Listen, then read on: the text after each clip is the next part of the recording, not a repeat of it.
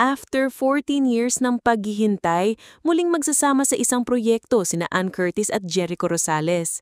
Ang kanilang pinakamabagong pelikula ay ang The Loved One na ididirect ni Irene Villamor.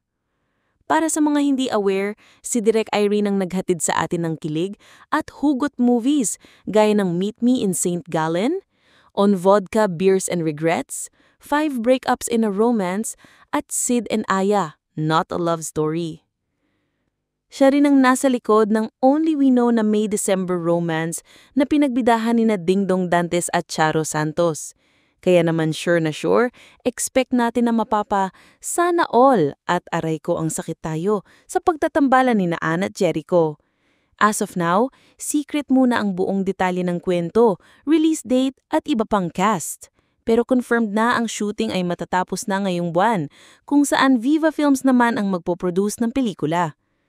Kung matatandaan, unang nagkasama sina Echo at Ann sa MMFF 2008 entry na Baler, kung saan pinarangalan ito ng 10 awards, kabilang na ang Best Picture at Best Actress para kay Ann.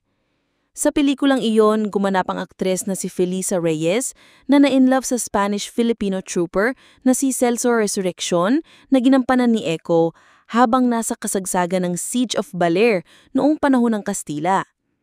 Hindi lang doon nagtatapos ang kanilang tambalan dahil nagkasama rin sila sa drama series na Green Rose noong 2011. Last year pa nagbigay ng hint sina Jericho at Ann na may bagong project sila matapos i-post ang dinner photo kasama si Direk Irene. Sa ngayon, busy pa rin ang dalawa sa kani-kanilang mga projects. Si Jericho ay huling napanood sa revenge drama series na Lavender Fields, habang si Ann naman ay bida ngayon sa Philippine adaptation ng It's Okay to Not Be Okay.